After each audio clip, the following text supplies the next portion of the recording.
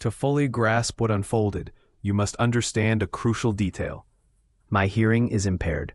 Even now, a year later, the chilling questions haunt me, making me wonder what truly happened and what I might have done differently. This unsettling experience occurred just after the festive bustle of the holidays had faded, as I was settling back into my routine after travels and family gatherings. My home, nestled in a tranquil Quebec suburb, kissed the edge of a deep forest. The quiet familiarity of neighbors usually brought comfort, and I appreciated the warm atmosphere. When winter draped its chill over everything, my loyal companion Monty and I often sought refuge in those very woods. He, a powerful Rottweiler Husky mix, was the ideal partner for my occasional runs. The paths were gentle, inviting, none posing a challenge for casual walkers. One particular afternoon stands out. A late lunch fueled my resolve to shake off the calories, so Monty and I headed out. As always, the moment we rounded the street corner toward the forest's mouth, he erupted with joyous energy. February's bite was sharp that day, and a pristine layer of fresh snow had fallen overnight, transforming the trails into an almost untouched expanse. I unclipped his leash, letting him revel in the freedom. A scattering of yellow stains and faint boot marks told me others had passed through earlier with their own pets. Most preferred the morning light, as dusk descended early, around 4 o'clock. I anticipated complete solitude. About half an hour into our stroll, we reached a split in the path. One branch lay untouched, a pristine ribbon of snow. A spark of adventure ignited in me, and I chose it. My familiarity with these woods was absolute. I knew precisely where it led, a quiet clearing perfect for trying out the new binoculars I'd received for Christmas, hoping to spot some local birds. My gaze swept the tree line, then snagged on an odd form far off. Through the binoculars, it resolved into a stark blue tarp, hinting at some crude, temporary shelter. A chill of curiosity ran through me, but the encroaching twilight urged caution. It was time to head home. Monty and I turned, beginning our journey back. Monty, usually bounding joyfully ahead, now moved with an unsettling vigilance, his nose pressed to the ground, sniffing with an intensity I'd never witnessed. My gaze dropped, and my breath caught. Stamped into the fresh snow were footprints, stark and undeniably larger than my own. I even lifted my boot, comparing it in the surge of bewildered disbelief. They were distinct, foreign. The path offered no other turns, no hidden detours. Someone had to have passed me. The only plausible thought was that they'd slipped by while I was absorbed with my binoculars.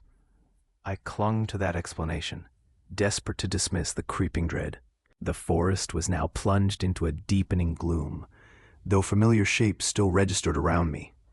Then Monty froze, a guttural, furious bark erupting from him, aimed directly behind me. I spun around, and there he was, a tall figure, easily 6'4", clad in dark snow pants and a pale camouflage jacket, stood barely 3 feet away. He made no motion, just remained utterly still, hands buried in his pockets. He was a stranger, no one from our quiet neighborhood. Perhaps a lost hiker, an outsider. His lips moved, a low murmur escaping, but the dim light made reading them impossible, and I couldn't discern if he spoke English or French. A wave of foolishness washed over me for leaving my phone behind. I gestured, trying to convey my hearing impairment in the lateness of the hour. The night had fully claimed the sky. I went through my usual evening rituals, the unsettling encounter with the stranger barely a flicker in my mind. But then, in the dead of night, an event unfolded that still sends shivers down my spine. Prepare yourselves for a tale that reveals how even the most enchanting destination can shroud the darkest horrors. My heart gave a jolt. A message from my neighbor, sent moments earlier, asked if I was okay. Her words, "Monte's been barking like he's possessed," initially bewildered me. I looked up, and Monte was gone from my room. A chilling wave of sound led me downstairs, where I found him, a frenzy of barks directed at the patio door. My eyes, still heavy with sleep, struggled to make sense of the gloom as I neared the door. Then the motion sensor light flared, and my breath caught. A cold dread seeped into my bones. The figure from the forest stood in my backyard. All thought vanished. I backed away from the door, my fingers flying to text 911. It felt like the fastest I'd ever moved. I scrambled back upstairs with Monty, securing myself in my room, ready to defend us both. Though trained in martial arts, I knew true strength lay in avoiding confrontation whenever possible. I positioned myself, heart pounding a frantic rhythm against my ribs. Monty faithfully beside me, and we waited, guarding our space until help arrived. Moments later, Monty lunged up, barking ferociously at the bedroom door.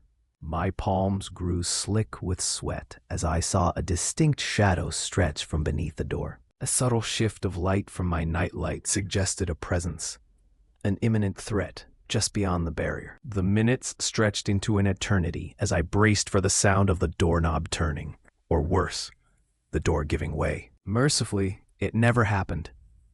When the authorities finally arrived, I recounted the terrifying events while they scoured the property. The patio door's glass was shattered, but remarkably, nothing else seemed disturbed or missing. They discovered the backyard gate, leading into the woods, standing wide open. Their theory was he had vanished back into the trees. I made sure to tell them about the makeshift shelter I'd spotted in the woods the previous day. For the next few days, Monty and I sought refuge with a family friend while repairs were made to the patio door. No further information ever came from the police regarding the incident. From that day on, my walks with Monty were strictly confined to the roads, a quiet attempt to bury the memory. That particular spot had always been a sanctuary, vast and hidden away, a place I cherished without a hint of unease. Its beauty was breathtaking, with a gentle slope descending to a shimmering lake, ideal for quiet moments or capturing stunning views. After a short drive, Kate and I stepped out, making our way along the winding forest path. I pulled out my phone, intending to call my dad, but his line went unanswered. A wave of confusion washed over me, mirrored in Kate's puzzled expression. It made no sense. He'd just spoken to us at the cinema. Instead, I sent him a quick message, reminding him we were there with his lunch. Moments later, the telltale dots appeared, signaling he was typing a reply. His message instructed us to descend the Tentle Hill and await him by the lake, so we obeyed. The winter sun was already sinking, painting the sky with a magnificent fiery orange glow that draped over the distant peaks and the descending slope. My thoughts were interrupted as Kate's finger pointed towards the lake.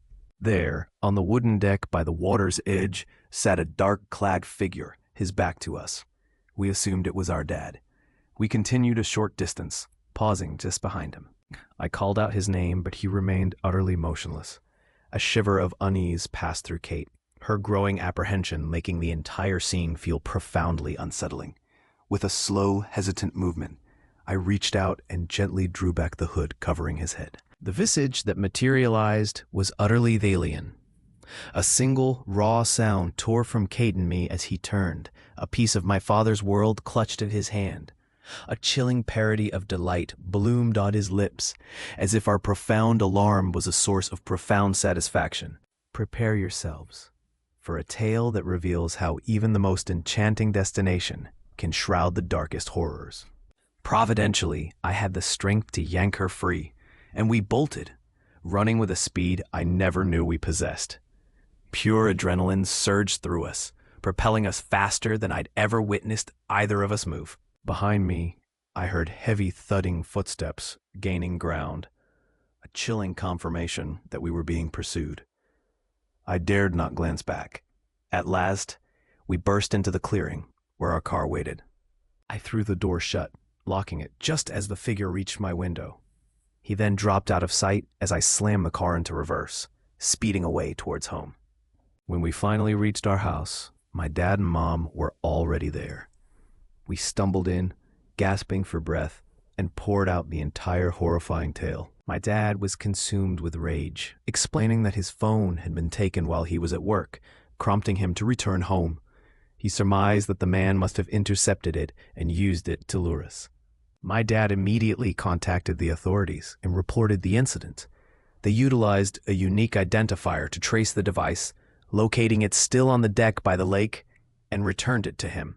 They informed us that since the item was recovered, their options were limited. I foolishly believed the ordeal was over, but I wouldn't be recounting this story if it had truly ended there.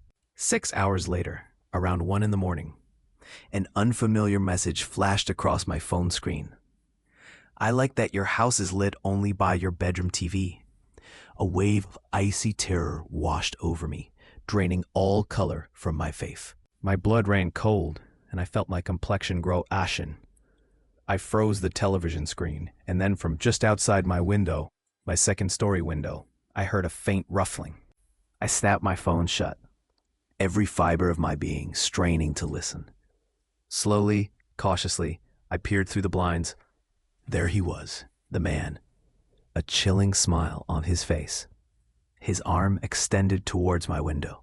Prepare yourselves for a tale that reveals how even the most enchanting destination can shroud the darkest horrors.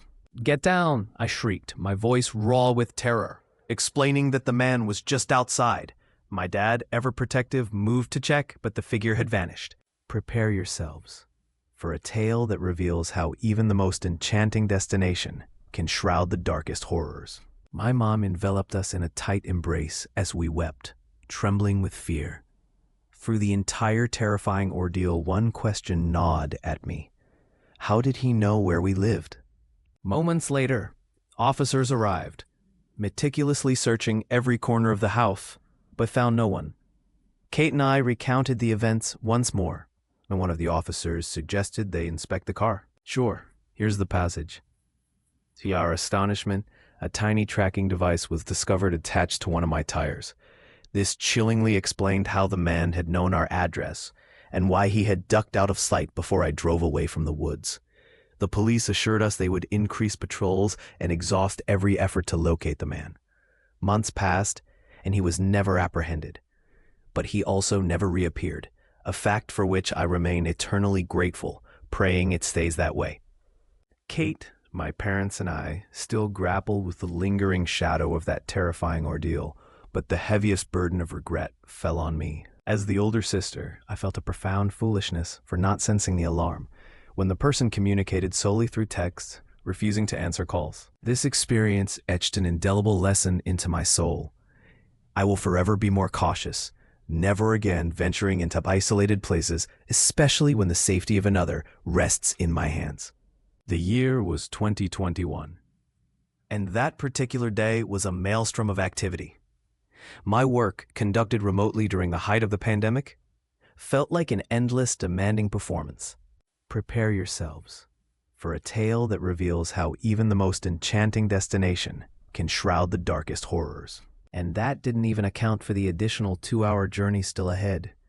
I fortified myself with 2 cups of coffee, knowing I'd desperately need them for the treacherous drive. The instant I unlatched my front door, a chilling reality hit me. This journey would be far more perilous than I'd imagined. Snow and wind had already escalated their furious dance since earlier that evening, leaving the streets barely passable. The ground was buried under at least 2 feet of fresh snow, and the forecast promised more of the same throughout the night. I found myself creeping along residential roads, barely touching 25 miles an hour.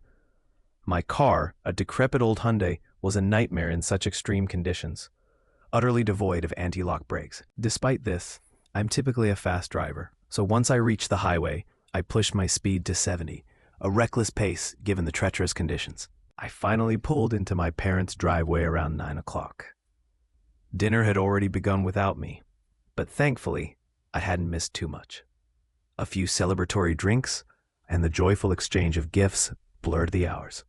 I became utterly absorbed in reconnecting with relatives I hadn't seen in ages, so much so that I completely forgot about the long drive home, even as most of the family began to depart. When I finally climbed into my car to leave, it was well past midnight, and another foot of snow had silently accumulated.